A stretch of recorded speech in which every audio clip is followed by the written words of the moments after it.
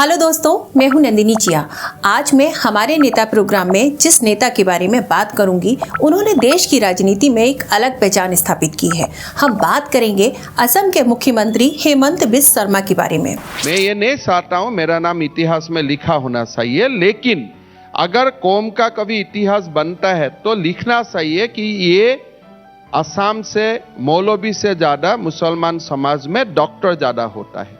बताया जाता है कि हेमंत को राजनीति का चस्का बहुत छोटी सी उम्र से लग गया था। मात्र 10 वर्ष की उम्र में वह प्रफुल्ल कुमार महंत और भृगु फुकन जैसे असम के उस समय के नामी नेताओं के साथ चुनावी सभाओं में हिस्सा लेते थे, मंच का संचालन भी करते थे। इतनी कम उम्र में बच्चे की राजनीतिक समझ को देखकर लोग आश्चर्यचकित हो जाया करते थे।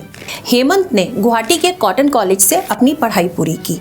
अपने स्वभाव के अनुरूप कॉलेज के छात्र संघ के चुनाव में खड़े हुए और जनरल सेक्रेटरी बने। हेमंत को जानने वाले कहते हैं कि उनको दोस्ती निभाना आता है। वह अपने लोगों को साथ लेकर चलते हैं और हर वादा निभाते हैं। पढ़ाई पूरी करने के बाद हेमंत ने कांग्रेस पार्टी ज्वाइन की। तत्कालीन मुख्यमंत्री हितेश्वर सैकिया ने हेमंत को सक्रिय राजनीति में आने के लिए काफी मदद की। हेमंत ने अपना पहला विधानसभा चुनाव अपने राजनीतिक गुरु भृगु फुकन के खिलाफ लड़ा। गुवाहाटी की इस जाकुलवाड़ी सीट से हेमंत चुनाव हार गए, लेकिन इस हार के बावजूद वो अपनी कॉन्स्टिट्यूएंसी छोड़कर कहीं नहीं गए, बल्कि उन्होंने लगातार मेहनत की। और इसी मेहनत का परिणाम है कि हेमंत आज लगातार 5वीं बार जाकुलवाड़ी से विधायक हैं। हेमंत तरुण गोगोई की सरकार में मंत्री भी रहे। तरुण गोगोई हेमंत को बहुत मानते थे। उन्होंने हेमंत को खुलकर काम करने की आज़ादी दी। हेमंत ने ये सब डिलीवर करके भी दिखाया।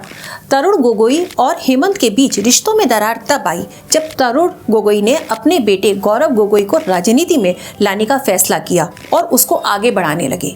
हेमंत को लगा कि कांग्रेस में शायद अब वो उतना आगे ना बढ़ पाए जितनी उनकी महत्वाकांक्षा थी। तो ये 60 इयर्स में ये हालत कभी नहीं आ रहा था। तो ये जो गोगोई साहब जिस ढंग से गवर्नमेंट को चला रहा है, so for the next government he will only give a total empty coffer. जैसे अभी इतना ज़्यादा फाइनेंशियल क्राइसिस है कि आफ्टर 6 महीना का बाद पूरा state will be empty, coffer will be empty. So हालत असम का हालत से मैं नाखुश था। मेरा लगा कि जो बीजेपी का नेतृत्व है या प्राइम मिनिस्टर जी है, उनका स्ट्रॉन्ग लीडरशिप में हम लोग असम को आगे ले जा सकता हूँ। इसी बीच उनकी मुलाकात बीजेपी नेता राम माधव और असम के अध्यक्ष रहे सिद्धार्थ भट्टाचार्य से हुई। उनकी बीजेपी में आने की पटकथा यहीं से लिखी गई। हालांकि कुछ बीजेपी नेता जैसे सर्बानंद सोनोवाल नहीं चाहते थे कि हेमंत बीजेपी में आए। तब अमित शाह आगे आते हैं और इन सब बातों को किनारे करते हुए हेमंत को बीजेपी ज्वाइन कराते हैं। भारत माता की जय, भारत माता की जय, भारत माता की। कहा जाता है कि अमित शाह हेमंत को बहुत मानते हैं।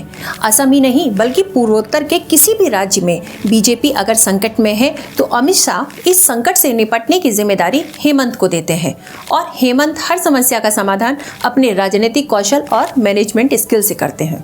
हेमंत को पूर्वोत्तर का चाणक्य भी कहा जाता है। कोरोना काल में शानदार काम और एनआरसी, सीएए जैसे मुद्दों को विधानसभा चुनाव में बीजेपी के खिलाफ न जाने देना हेमंत के राजनीतिक कौशल और प्रबंधन का एक बेमिसाल नमूना है। The question is that through Citizenship Amendment Bill, we want to give clear citizenship to the people who has been persecuted on religious line in Pakistan, Afghanistan and Bangladesh. We want to pass this CAB in this session of Parliament and we want to complete this process within 1 year from today.